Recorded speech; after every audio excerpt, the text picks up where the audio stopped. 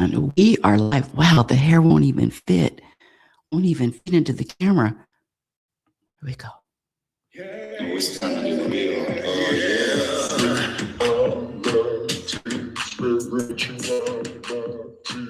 It's a new experience. Spirituality. Yeah, keep your ears open to this one. Spirituality. You got a question for Spirituality. They're trying to get some answers, baby. Oh, now we getting real. Time to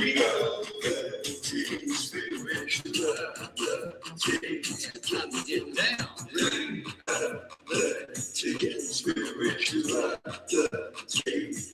You gonna feel good now.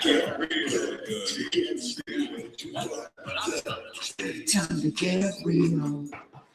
Oh, God, this one woman show one of these days. Welcome, everyone. Welcome to Reality Spirituality. I'm your host, Global Happiness Specialist. That's right. I said it. Global Happiness Specialist. And that's it.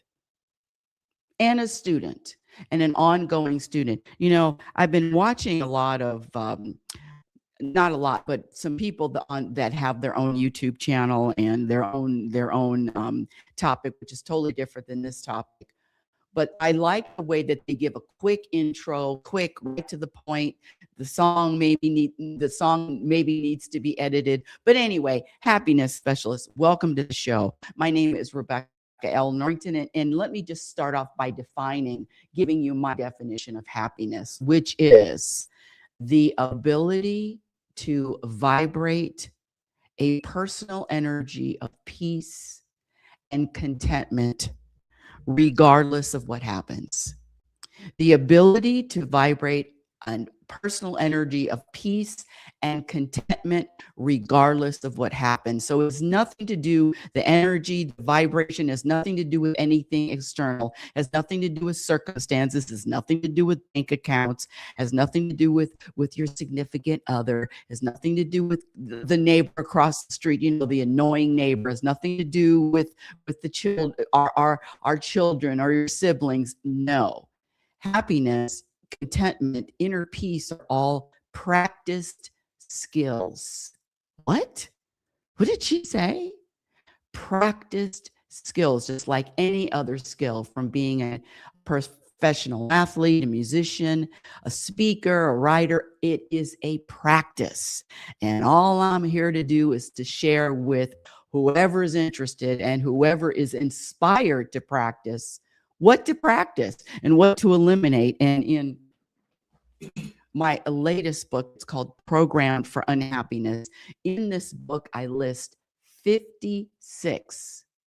I'm up to 58 now, but 56 programmed behaviors. And when I say programmed, I'm talking about a behavior or a belief or a reaction that you would not have had when you were born. You know, if you insult a newborn or a 6-month-old or a 1-year-old, they're not going to be offended by the words that are programmed to be offensive. Now, let me just give you a better example. That was a terrible example. Question: do you worry?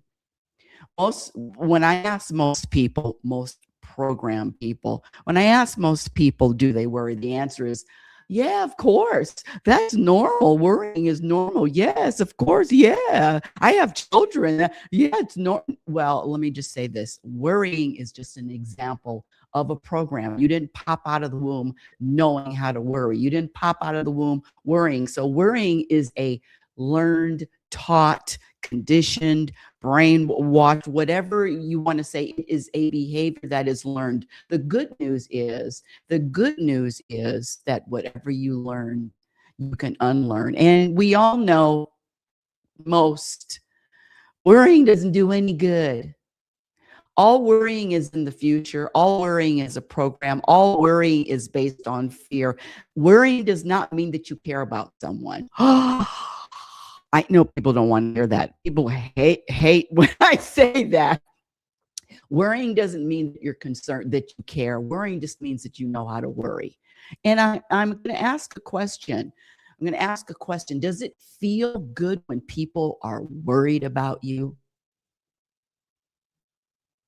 The other thing about worry, it becomes an addiction, just like an addiction to drugs, shopping, eating, gambling. It's an addiction. Now, let me just get to today's topic, because today's topic is something that I've been on for the last months. And the title of today's show is, what is the title? Meaning is assigned. Meaning is assigned. And I could have written out all meaning is assigned by, but that was a little bit too long and not succinct enough. All meaning is assigned by question mark, fill in the blank. And this revelation, revelation, truth, understanding, embracing, really getting it, that everything, in fact, nothing has meaning unless you assign a meaning to it. And in fact, there is a really good video. It's very short. Hold on a second. Let me see if I can find it. It's really short. It's less than a minute. And it was made by, let me see if I have it here. It was made by Bashar. Oh, no, that's not it. Hold on. It's so good too. Hold on, let me find it. I have to find it. Thank you for your patience, even though we're impatient. Okay, hold on. Oh my goodness. Why isn't, oh, here we go. I found it. Thank you for hanging on. Okay, here we go. I'm just going to play it from the phone. Make sure the ringer is up. And you can find this. His name is Bashar, Bashar. And I believe his real name is Daryl Anka, Anka, Daryl or David. I think it's Daryl. Anyway, this is on TikTok. It's also on Instagram, and it's very short. Here we go. And the title is called Bashar, the Greatest Gift in Life. And Bashar channels, he channels entities. So let's see. I don't know. People are into channeling. Oh. I know that sounds funny in your language. Is that life is me? No, not Cardi B. No, not Cardi B. Hold on. The greatest gift you have all been given in life, I know this sounds funny in your language, is that life is meaningless. Every situation, without exception, is fundamentally neutral. There is no built-in meaning to anything. It is devoid of automatic meaning. They're just neutral prompts, neutral circumstances. You have all been designed as the meaning givers in life. You're what gives life meaning. So the meaning you put into a situation is what determines the effect you get out of it. Remember the fourth law, what you put out is what you get back? It's a law. So if you find that you're feeling mundane, you must be defining your relationship to the situation that's happening as mundane. And so the only effect you can get back is a reflection of the mundane.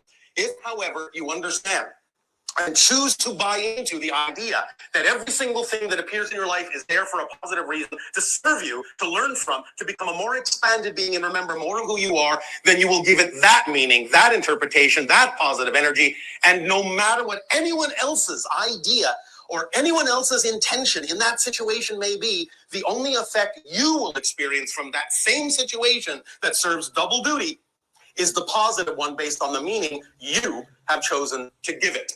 So the choice is in your hands. The total control is in your hands. The greatest. And just to sum everything up, which is so powerful, and that's why it's so it's so important to recognize and pay attention to the programming. It is the programming that is giving the meaning. It is the programming that is giving the judgment.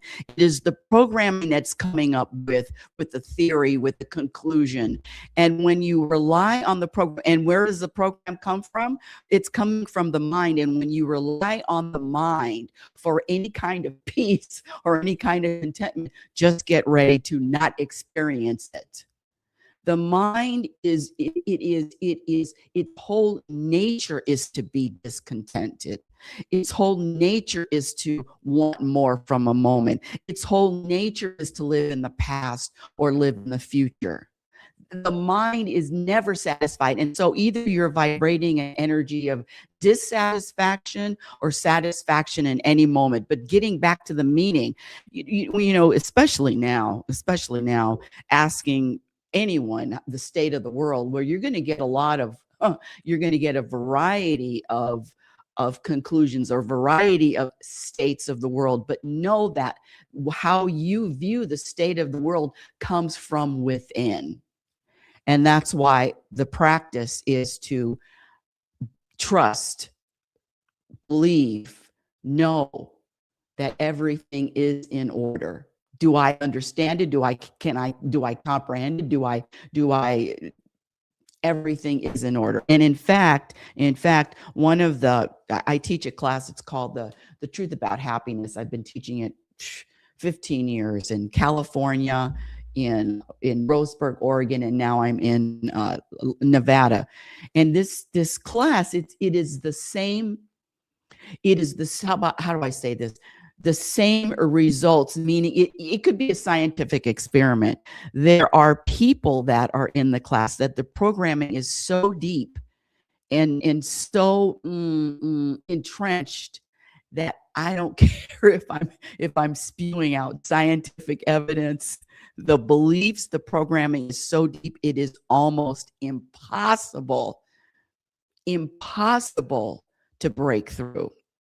This is an exercise that, well, this is a homework assignment that I assigned last week, and the purpose is to practice, again, happiness, inner peace, contentment are all practice skills. The purpose is to practice living in a state of neutrality, living in a state of this event is neutral. In other words, the judgment, this is good or bad. It's neutral. Oh, by the way, if you're listening live, you can also ask a question in the chat if you're on YouTube. Okay, back to the assignment.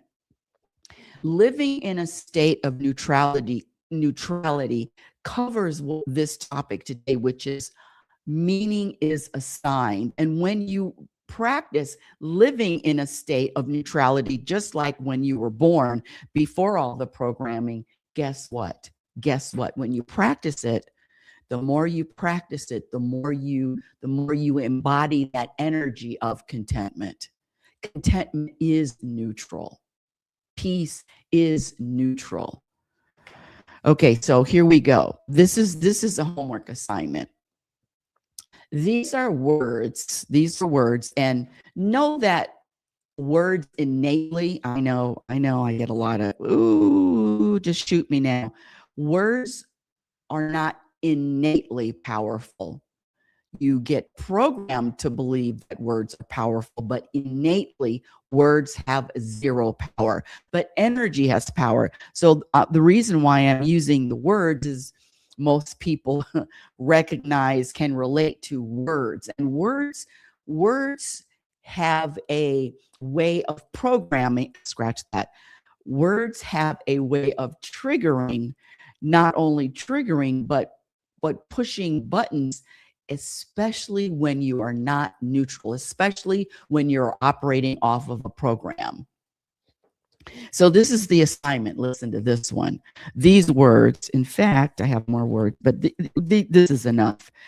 Anger, sad, anxiety, loneliness, guilt, shame, despair, regret, forgiveness, blame, hopelessness. Unfortunately, I love that word, unfortunately, worry. Unfortunately, I never use that word, unfortunately. Unfortunately mm, has such an energy behind it. If not used, well, it's hard to, I'm going to say almost impossible to use that word unfortunately in a neutral way, because unfortunately requires a judgment. This is unfortunate. Anyway, back to the words. So let's just take 4 words: anger, sadness, anxiety, and loneliness. And the point of this is to assign another meaning to what is programmed. Assign another meaning, another feeling, another energy other than what is programmed. And I'll give you an example. So the first word is anger. How can I describe being angry or getting angry, feeling anger in a neutral way? How can I describe or convey anger without this? You know what I'm talking about. Usually programmed anger is very very easy to recognize, and it hits us all. The problem is that the programming, here we go. The problem is that the programming will always, mostly 99, let me just say 98% of the time, the programming always likes to give a reason why. The programming always wants to share a story as to why the anger is happening. I'm angry, and here's the word, because. That word because, notice, pay attention, that after that word because is a conclusion that is authored by which entity? Hey, good morning. Morning, Jay. And you know what, Jay, this because I thought about you when we were coming up with this topic today about meaning and assigning a meaning to something, to an event, to a relationship, to a show, to anything, assigning a meaning. And where does that meaning assignment come from?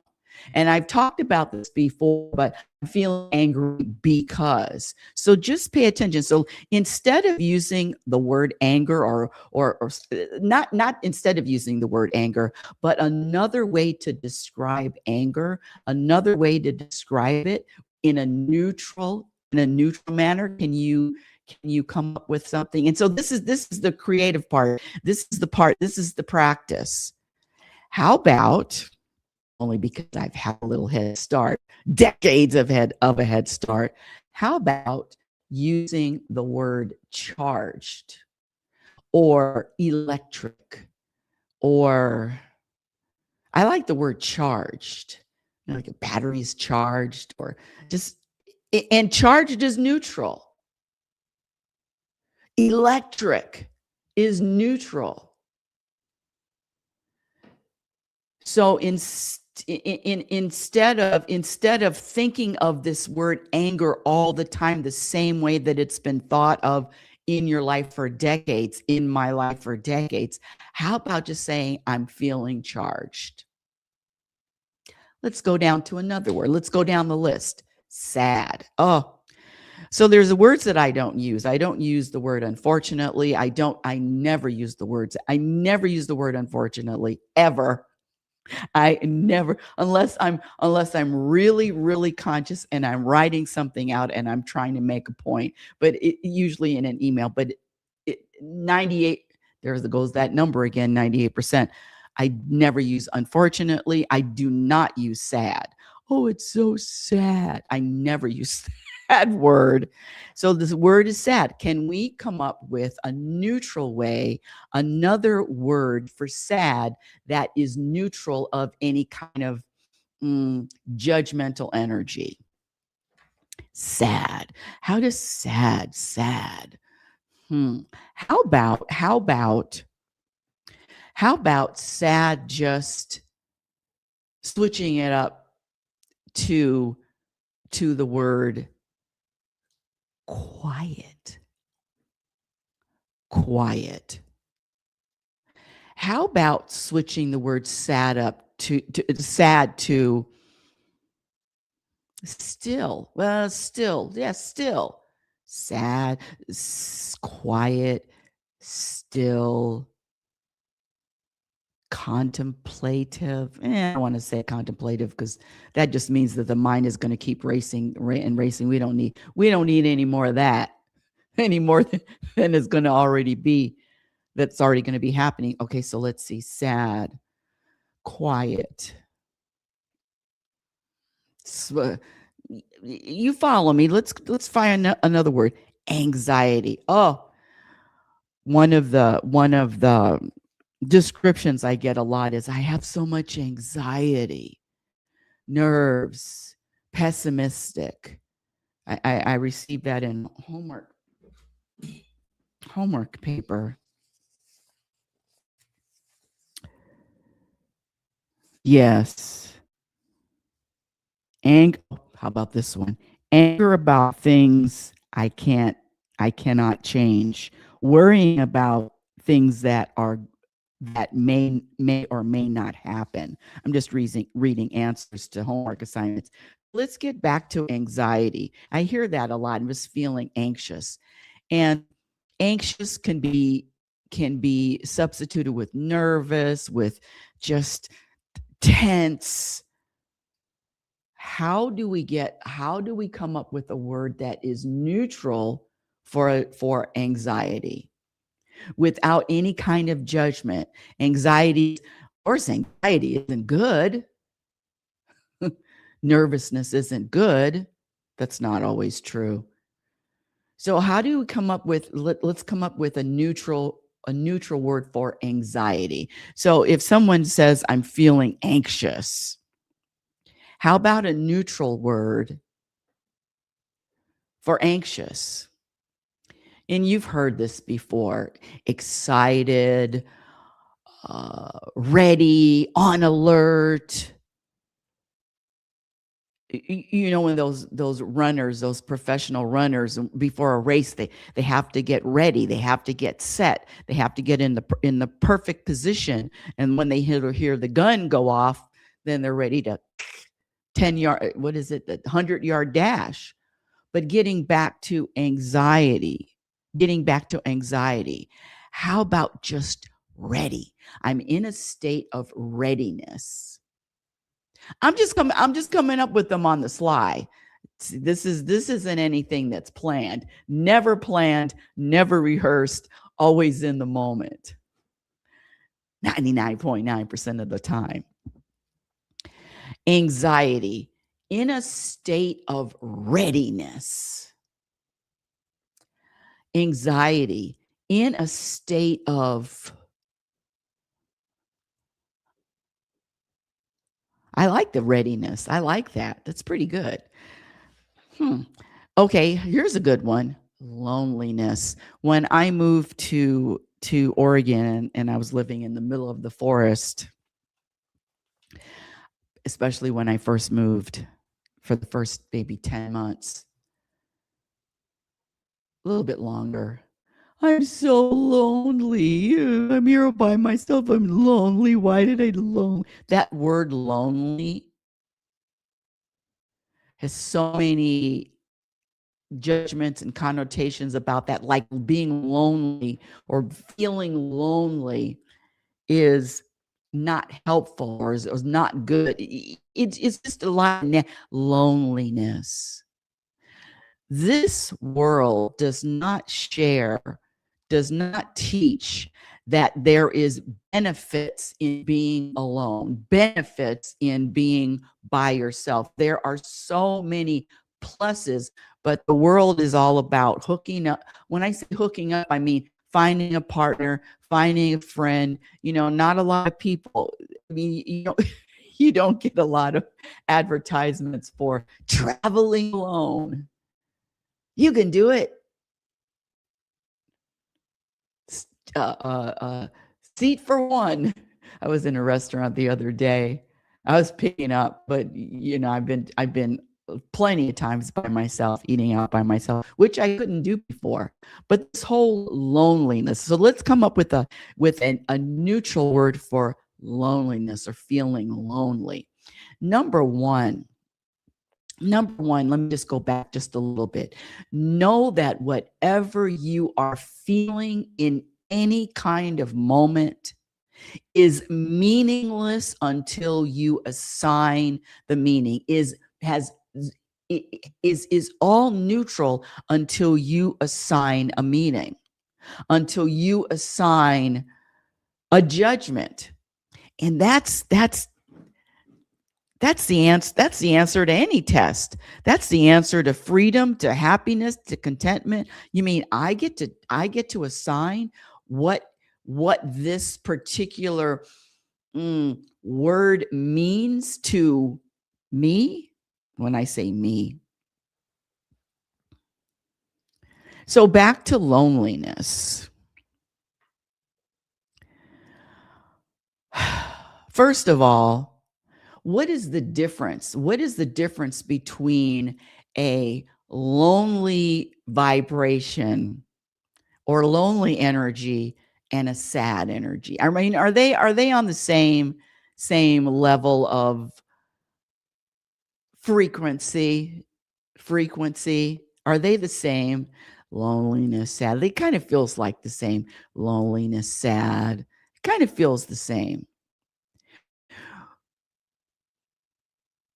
What I practice and have been really on the practice for a long time now, months if not years, is to sit through whatever feeling, to sit through whatever emotion and whatever feeling I am having,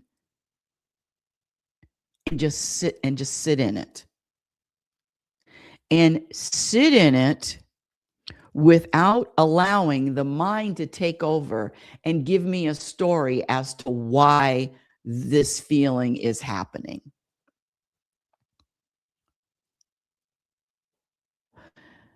Whatever this body, this mind is experiencing, is there to just experience. I am here to experience as much, how do I say this? Conflict, stimulation, ease, flow, absence of flow. I'm here to experience all of it. And there is no, this is another practice. There is no preference as to, oh my God, this is a horrible one.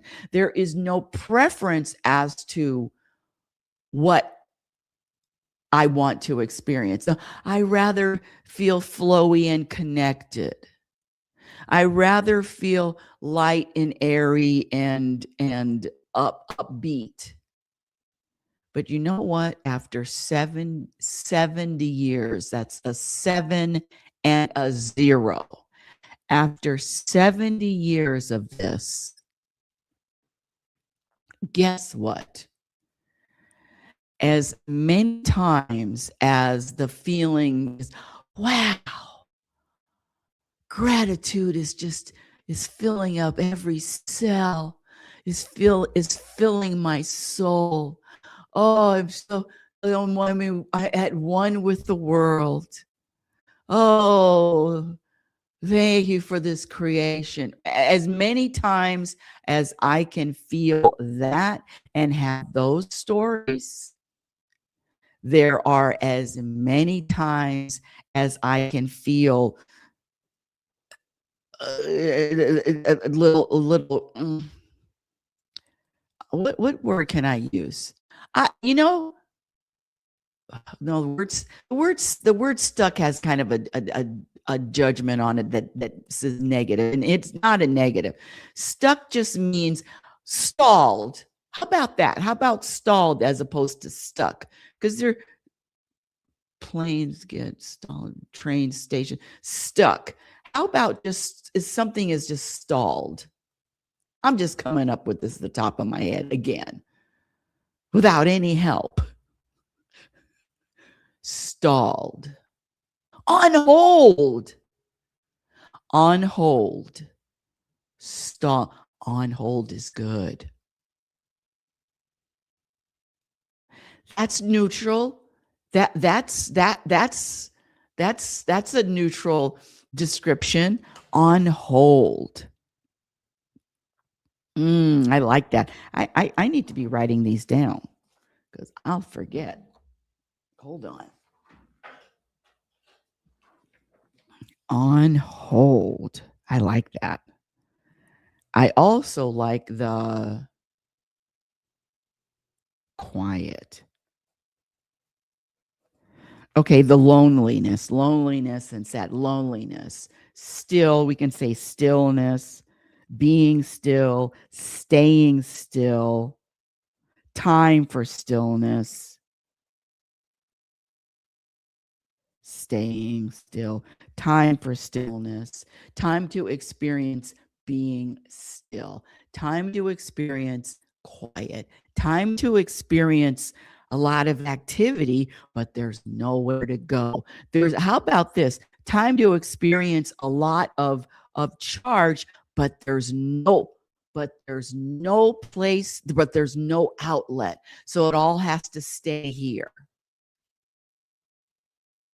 See, it's the way that I'm processing this now at 70 is this just to as many times as possible practice just going through with awareness, experiencing through with awareness, with self-awareness, with awareness of others, awareness of energy, and just moving through it. Just moving, living through it. I remember a couple of months ago, I had a court date, and it was a court date after about 2 years of this going up and down and up and down, this dealing with Sean Tanko. By the way, I'm going to make a full video in chronological order, just describing the whole thing from beginning to end. It's coming. I'm going to post it on YouTube. But anyway, back to that. I just remember the whole programming of court date and thinking about it, and then having a little tension and a little tightness, all because of a programmed story, all because of a programming. And I'm here to tell you that if all of a sudden you are taken over, if all of a sudden you are kidnapped and held captive by an emotion or a feeling or an energy, know that it is going to pass. It will always pass. You will never, it's very, very difficult. And I'm talking about the conscious person. I'm not talking about the mentally ill. I'm not talking about the people with sickness or illnesses that are mental. I'm talking about the average. There is an ebb and flow to life, and it is constant. It is constant. There is nothing that is ebbing that isn't flowing. There is nothing that is going here that is up that is going to be down. And in fact, there is I have it somewhere, but it's talking about there would not be any light without darkness. There is no light without darkness. There is no darkness without light. So knowing that when and it's been so long that every moment of whatever jubilee, excitement, whatever it is, know that there is something else coming right around the corner. And it's not about being programmed to have a preference. Well, I prefer to feel like this. How about I'm just feeling it all and appreciating and not putting a meaning to it unless it's just a neutral meaning, unless it's just neutral. Neutral. I can have a thought about my one and only son, and that thought comes with its stories, and the stories are not neutral. The stories are not neutral. However, I know that the universal state is a state of neutrality, of living neutral. And anytime the mind or the ego wants to put meaning on something, I'm just going to be prepared to be disappointed, discontented, longing for something other than what is happening, knowing that believing that there is a better way, to experience this. That why does it have to be like this? And the practice is to trust, surrender, let go, and know that whatever meaning is assigned is on me. And if I'm going to assign a judgment on anything, know that that is coming from a program created, authored by the mind. From good to evil to the whole gamut. All meaning is self-imposed. All meaning is self-imposed due to a program. It is the programs, it is the hundreds and thousands of programs that are continually running. It's the program. And I know that it is a program if it is a reoccurring thought. It is a reoccurring doom and gloom. It is a focus on what's wrong as opposed to knowing, trusting, believing what I know is right, and that everything is here to serve. In fact, I'm going to play this one more time just because it's my show and I can. This is really a big one. I think so. That's so cute.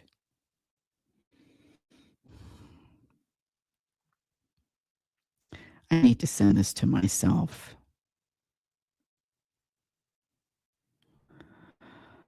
I need to send this to myself. Didn't I just play this? Where is it?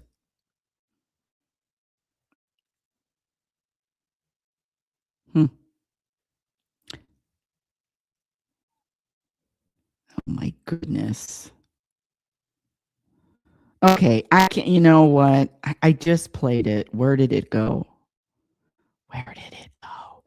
Okay, it just goes back to everything is meaningless unless you give it a meaning. Nope, that's not it. Okay. Let's do it. Let's do another exercise. I mean, another word. Loneliness, guilt. Oh, here we go. How about that? How about that for finding a neutral word for guilt? Why do I keep holding up this pen? Finding a neutral word for guilt. Now, one of the things that guilt does, especially when you're programmed, this word guilt, there is always an assigned story. You can't feel guilty without a story attached. Otherwise, what's the point? What's the use? There is always a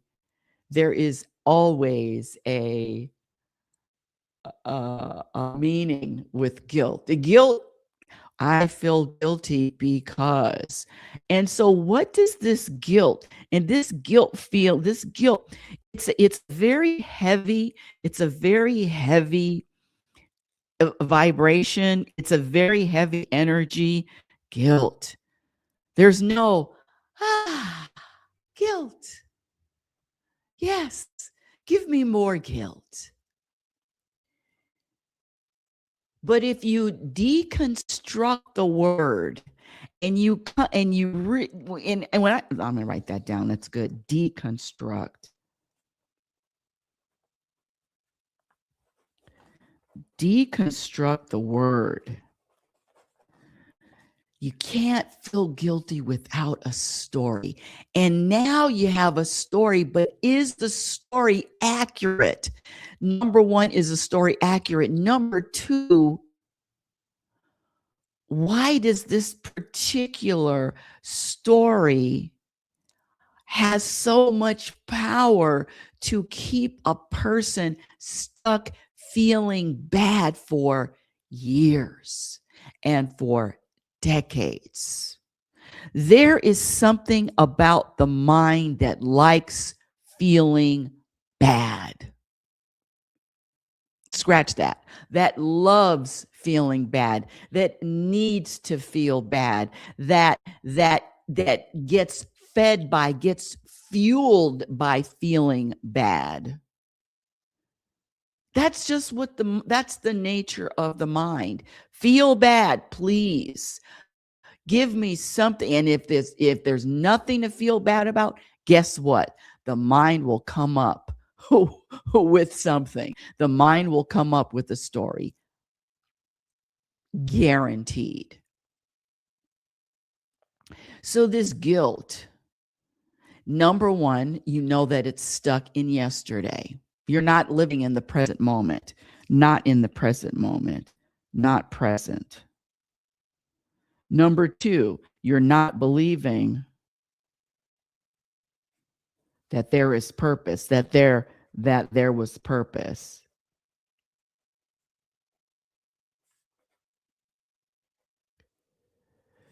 Number three, there is an addiction to feeling guilty. An addiction. Just like worry. Addiction to feeling guilty.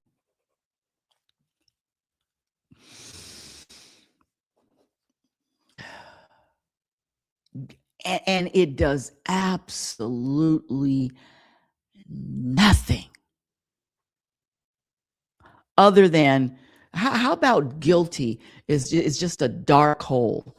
Guilt is a black hole. Guilt is a black hole that you can just get lost in.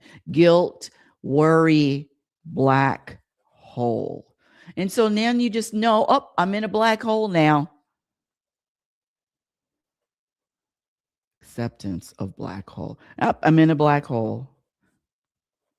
When am I going to come out of it? When it's time. Do I need to hurry up and try to fight out and get out of this black hole? No, I'll just be here for a minute. The key is to find a word, put and what movie was that? Oh, it was a Columbo. And there was the murderer trained these Dobermans to kill. but he trained them to kill, not using the word kill. He trained them to kill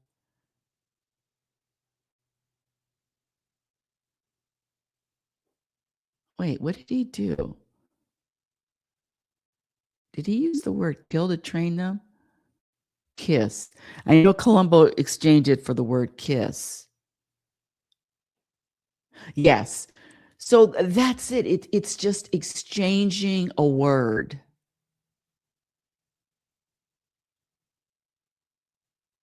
And if Columbo can do it, you can do it. This is really a good exercise. Okay, another word, shame. That's another one. You know, this whole shame thing, that's another thing. Dark, not to say anything. Quiet, shame, the shame, the shame. What is shame anyway? Babies don't have any shame. Babies don't have shame. Babies don't have shame.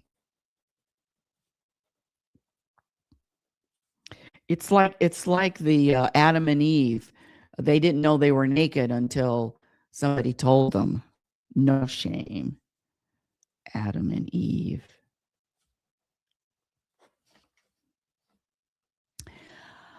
Back to the topic of today's show, and I can't believe I'm already in it.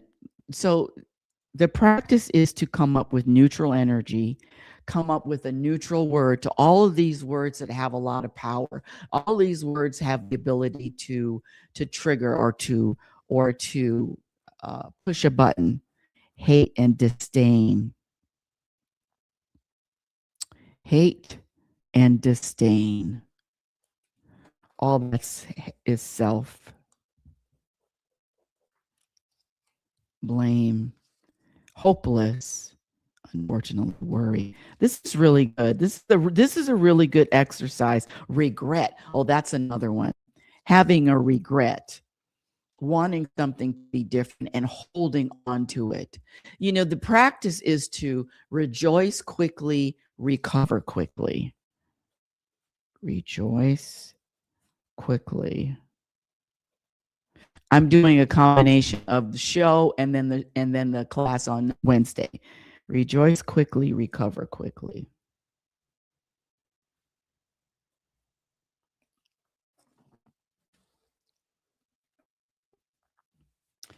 Rejoice. No, not yet. Almost. Almost. Yeah. And you know what? In fact, there's something to starting the show quickly and the theme song to be a little bit quicker, but I like my theme song. Neutral story, neutral energy. The mind is a tool. So if the mind is a tool and it is a tool, how do we use it? If the mind is your tool, how do you use it? And how do you use it to experience more peace and contentment and happiness? It's a practice. It's a practice skill.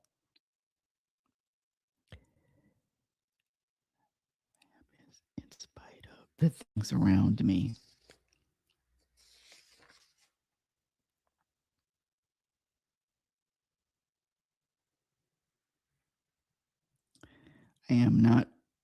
I am not for instant gratification. What a good guy. Okay. That's the end of today's show. The topic is meaning is assigned, and the topic and the practice is to assign neutral meanings to these words that trigger. Assign another meaning, assign another energy, assign another, shift it around, assign something else, assign a neutral concept without any judgments, without judgment. Assign a neutral concept to any word that triggers and or offends. Well, that's the end of today's show. Thank you for listening. Reality Spirituality is heard every Sunday at 9 a.m. Pacific Standard Time. YouTube channel. I've got a lot of good videos on the YouTube channel. Like and subscribe. Like and subscribe. My first book, Reality Spirituality, The Truth About Happiness, was published in 2014. And my latest book, it's called Programmed for Unhappiness, Exposing the Untold Truth. And in this book, I list 56 program behaviors that subtract from your happiness. And I also list 26 behaviors that add to happiness. So until next week, my dear audience, I want you to remember who you are. You are a physical extension of the universe. You're always changing, always evolving, always growing. Love is patient and love is kind. Be patient and be kind to yourself by accepting every moment, accepting who you are, where you are in every single moment. You've been listening to Reality Spirituality Radio with yours truly, global happiness specialist, Rebecca L. Norrington. Remember, happiness is a practice skill. And I promise you, the more you practice, the more peace you're going to find. And your experience in every moment reflects on what you practice. Have a conscious week. Chat with you next week. Oh, it's time to get real. Oops. It's a new experience.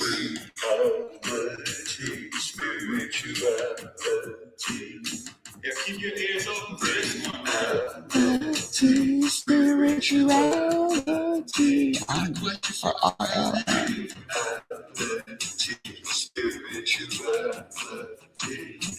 to get some answers.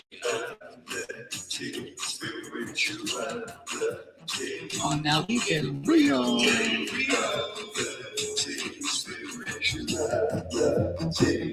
time to get down.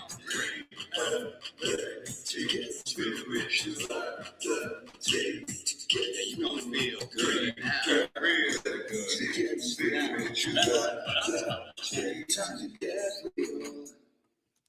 One of these days, I'm going to have a studio with an engineer and a producer and a director. No editor. We don't edit anything. One of these days, but it ain't today.